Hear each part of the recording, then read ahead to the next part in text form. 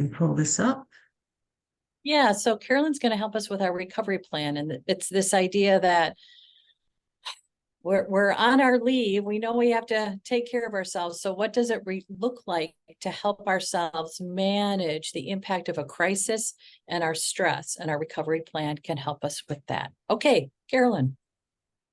Yes, so I guess the theme for today is planning ahead. So the best time to plan for going back to work is before you have to go back to work, and preferably even before you take your leave, looking at the big picture. What's it going to be like as I leave, during leave, and as I return to work? So I am Carolyn again. I'm a certified caregiving consultant and educator, as well as a certified dementia practitioner. I cared for my mother for 8 years, in the last couple of years very intensely, and she passed July of last year. The other lady in the picture there with me is my niece Raven, and we started a company called Grandma Has Dementia, and we work mostly with family caregivers who are caring for someone with dementia at home. And what I'd like to do today is it's a small group. If we could brainstorm together, share experiences together, and really learn from each other. And I want to talk about, as you're going back to work and thinking about that, even if you haven't taken your leave, is reflecting on the caregiving journey. How does what you're learning as a caregiver translate into transferable skills? How is it going to help you be better at your job when you get back?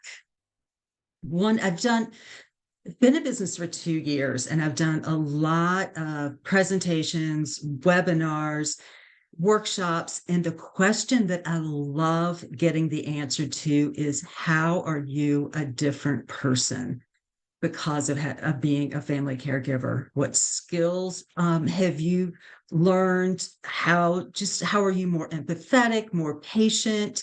And how can you now, as you look forward into going back to work, how can you take those skills forward?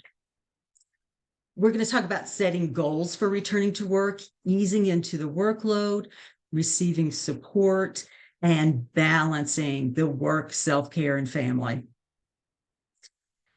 Also we've talked a lot today about communication strategy, but creating a communication strategy, emphasizing communication with employers, supervisors, family, friends. And we're going to celebrate you. What are your successes, your strengths, your resilience? So get a pen and paper, because we're going to get some work done.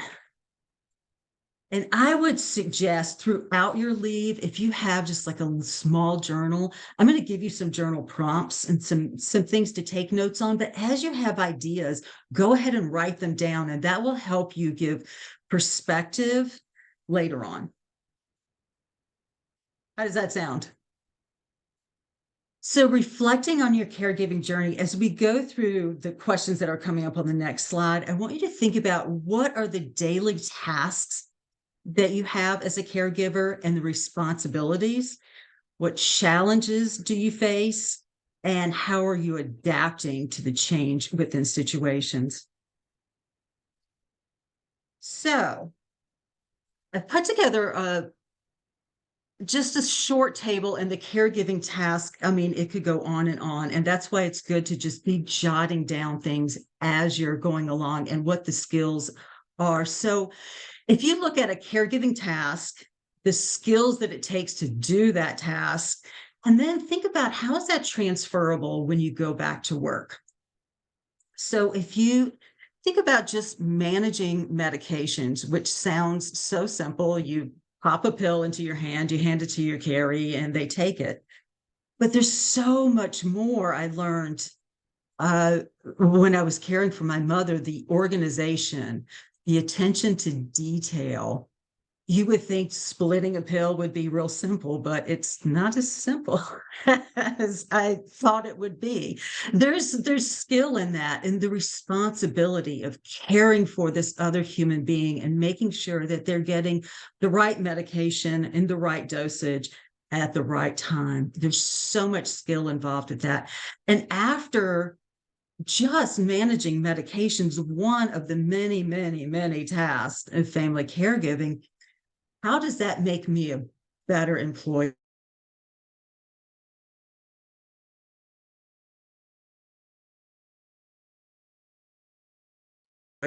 Better at my job when I go back with deadlines, being that time aware. Um, I'm getting a message on my screen that my internet is unstable. So let me know if I freeze up on you. You froze for a And second, I but want to go through, pardon me? Good so you just far? froze, you just froze for a second, but you're good. Good. Okay, great. So I'm going to go through these and then just have you guys throw some more out there. So ADLs, activities of daily living. What's it sounds so simple, but what skills are you developing as you're helping someone else dress? This human being, especially if it's a senior, they've been caring for themselves, dressing themselves their entire life, and now they're having to take this help from you. What kind of empathy and patience are you developing? Again, attention to detail and time management. How is that transferable? The customer service, I'm so much better at customer service after having that kind of detailed work taking care of this other human being. Improved relationships in the workplace because I'm so much more empathetic and seeing how other people's lives influence what I'm doing. Emotional support. I found that, excuse me, mouth's a little dry. When I cared for my mother, I used the exact same communication skills that I used as a family caregiving consultant. Active listening, empathy, communication skills, reflecting back to her what I'm hearing her say. And that transfers into improved teamwork, my gosh, conflict resolution. Anyway, financial management. I had every month there was like at least 3 budgets.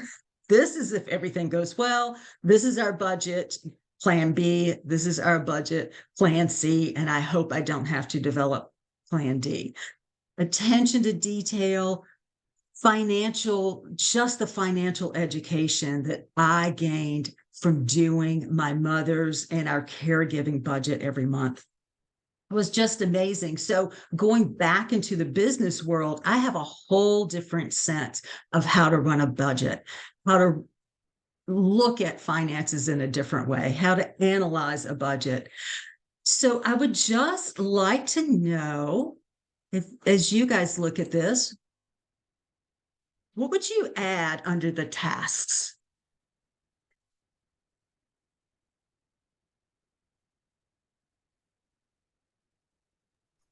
So what I would add is something we talk about all the time, which is managing the 17 caregiving systems. So it's this idea that you're constantly communicating with different systems. You're understanding what the system needs from you, and then you're actually providing that information that the system needs, and then carrying that communication into other systems. So that system management navigation is huge. And what that Huge. translate into is then working with other departments within an organization to ensure that the organization's mission is carried out. And that happens by connecting all the departments, understanding the needs of the different departments and how you can help those departments be successful by providing them with what they need. Excellent. Thank you, Janice. When I was going through this with my husband, I actually said that right at that right point. So it escaped me at the moment. Thank you for saying that. Another one I would add is advocacy. I mean, how much do you learn? And it does go back to the 17 systems, advocating for your caree through so many different systems and how that transfers into negotiations to problem solving.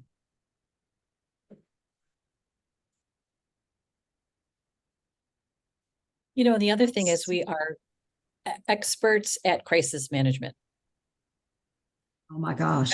Everything goes wrong all the time. We are All the always time.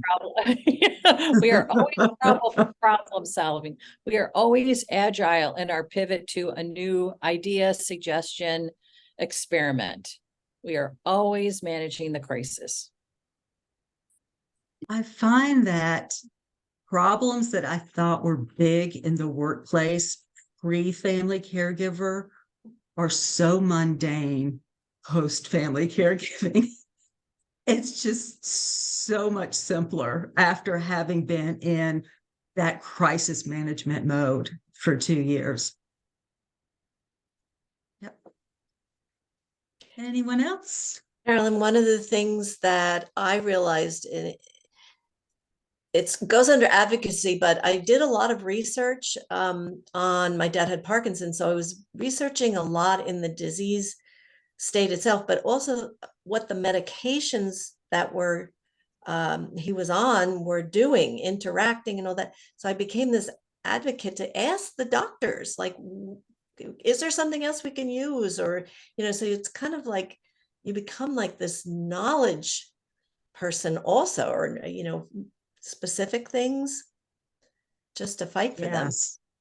And not only do you become good at that specific disease, you get good at how to research in general. Yeah, I was yeah. thinking about that skill as a researcher, but also the skill of believing there's always something better and then committing to finding something better. Yeah, and Terry is sharing in the chat room, overall better administrator, but with kindness. Oh, I love that. I love that. Yes. Thank you. One of the things that I learned that I did with my Carrie, who was having physical issues, was to try to work out adaptive solutions all the time for them. And so, that was a skill I developed, and just looking at tasks and breaking them down and figuring out, again, with the research, what's available to help someone feed themselves if they can't, move their hands a certain way or whatever. And so that's a skill that's obviously transferable to lots of other situations. Absolutely. Thank you, Kathy. Okay. I just use that image as a reminder to it's so nice having a little journal again to make notes constantly, and coffee, lots of coffee. I'm not advocating caffeine, but it helps. Okay, and setting goals for your return to work and putting together an action plan. I wanted to cover 3 areas, and again, brainstorming on other areas, things that we can add to this list. But easing the workload, let's say you've taken an extended time off, and now you're going back to work. So you've got that whole workload, but not necessarily less caregiving. Even we talked about earlier, if your Carrie passes away, there's still so much to do for up to 2 years later. So that doesn't end just because you go back to work. You just get more work. On how to build support. We'll talk about that. And then achieving balance in work, self-care, and family. So again, I put together this little table. I would love your brainstorming ideas. But easing into the workload, and so much of this has been already tossed out today, meeting with HR to discuss options for coming back, flexible work schedule, or maybe that's what you talk to your manager about, talking with colleagues about what you're going to be doing versus what they're going to be doing. And I was just wondering, what are some of your ideas about how to ease into that workload? One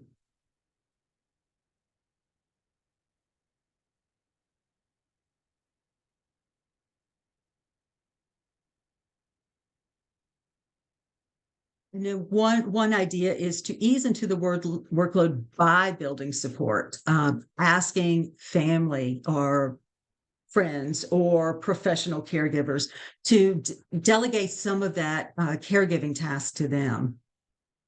Connecting with colleagues and management to receive updates. What's changed? What are the priorities going back into your workload? What has to get done? What can be put on the back burner? Reaching out. I love that Kathy said, ask lots of questions to HR. Reaching out to HR about how, not just how to move back into the workload, but are there some support groups out there in your organization, or can you start one? And we can help you as consultants. I think all of us here on this call, we offer free 30-minute consultations. And if you see something in any of our presentations, feel free to contact us about that specific thing and your specific needs. And one of those would be starting a support group with your HR department. Balancing work, self-care, and family. Again, what can you delegate at work, at home, in caregiving, in running your household aside from caregiving? And then prioritizing self-care. Self-care, I love the way that Denise describes it. It's just different during times of intense caregiving. And Denise has this wonderful workshop respite in place plan that just thinks outside of the box and how you can take care of yourself when you don't see a way to take care of yourself. So I'd just like to throw out in these three categories, what would you all add or change, or any comments that you have? Something that I think would be helpful is to actually talk out with your manager and coworkers how you get caught up once you return to work. And it could be that even a week leave could be a time during a company's changes in policies, or there's a new project, or there's a new client, and you want to return to work ready to go. So how do you return and have a meeting with your manager and coworkers so that you feel up to date with what the project is, the deadlines are, the needs are? I think that would be helpful to have that conversation prior to your leave so that you can say to your manager, how can I best get caught up with where everybody is so that I can jump right in and be a resource, an asset, and helpful. Yes, thank you. I love that Trudy brought up SMART goals, because when you're putting your action plan in place, it's great to say, oh, I'm going to meet with HR to discuss a phased return. More of a SMART goal would be, I'm going to call HR prior to my leave or halfway through my leave and find out exactly what the options are and when I need to apply, when I need to discuss. So really taking these and putting them into SMART goals. Excellent. I love that Trudy brought that up.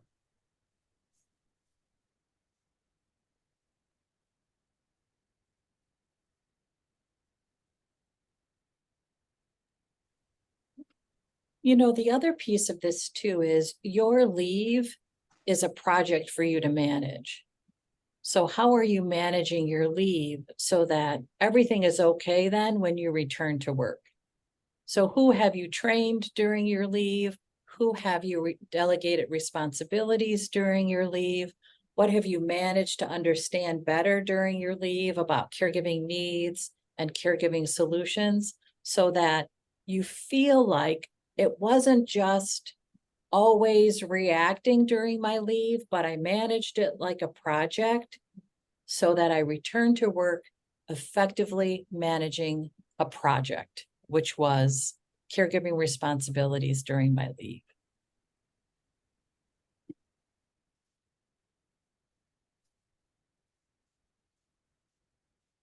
Which all happens with a good communication strategy.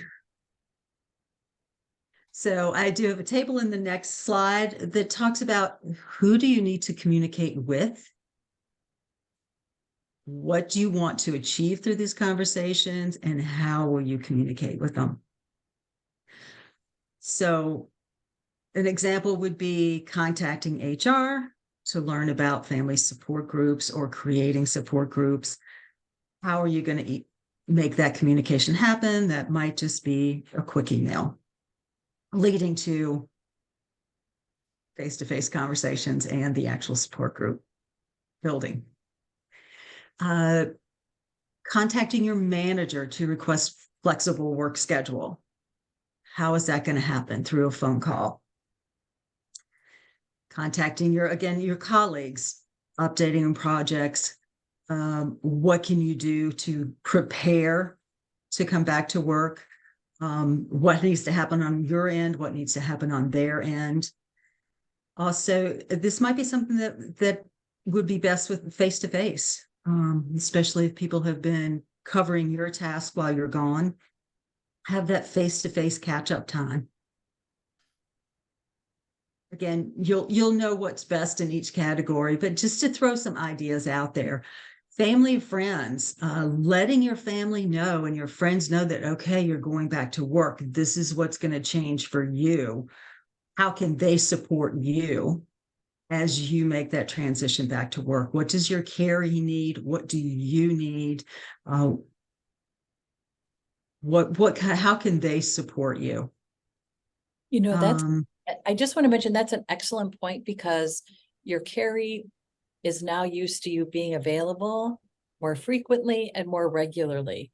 And that's a significant transition when you're not. And it's important to communicate with your carry around what's your new availability and who's available because you aren't. We talk about managing nervous systems as one of the 17 systems. And I think our carry's nervous system is going to be something for us to really think through. How can I help them feel comfortable that they're going to be safe and have the help they need after I return to work?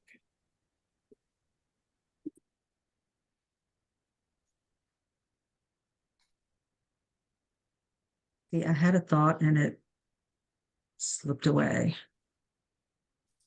Okay, what would you add to this slide?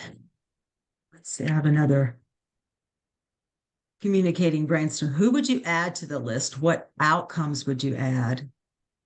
And what needs do you see moving forward? I'll go back to that slide just so you can see. What would you add to this? Something that just occurred to me was, I'm wondering if they could offer re-entry into the workforce, essentially, almost like an orientation, like a new hire gets oriented back, into the whatever the responsibilities are and all that, but it's a slow ramp up. Wonder if there's something that could be offered to HR or to the manager to say, listen, by this end of this week, I'll be caught up on all my emails. I will reach out to, have meetings with different people in the groups, just so I can familiarize myself on where things are or where I should be at this point. It's just a thought. That'd be wonderful. We just have 2 minutes left, so I just want to add something, and that is communicating with whoever it is that's now going to be managing the care. So it could be the facility, it could be the home care agency, it could be a combination. So again, they got used to you being available. Now it's going to change. So how do they reach out to you when there's questions, changes? There needs to be a decision. So it's the care team that you've created, hopefully during your leave, that needs to have direction around how to reach you, how you are available, what can happen if they can't reach you.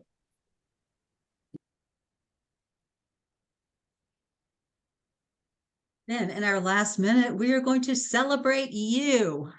And keeping this question in mind and journaling about it. How are you changing through your family caregiving? What are you proud of? That's in the journal. We have, did I mention this? We have journals, 3 free journals on our website, grandmahasdementia.com. And one of them, it's just a daily prompt. And one of the questions is, what are you proud of? And I love that question. What are your accomplishments, big and small, because small accomplishments grow into big things. And what personal strengths have you developed? Thank you so much. If you'd like to reach out, you can reach me through our website, grandmahasdementia.com. Again, we have, I think, 10 or 12 free downloads right now on the website. And also Carolyn Creechmcginn@gmail.com. Thank you so much. Hey, thank you, Carolyn. Thank you, Kathy. Thank you, Trudy. And thanks to those who could join us live. If you are here for CEUs, hold on. I'm going to share how you can actually get your CEUs. I'm going to stop the recording, and thanks those who have been watching our archived, our taped video. Thank you so much, and keep in touch and be sure to reach out so that you can join our future events.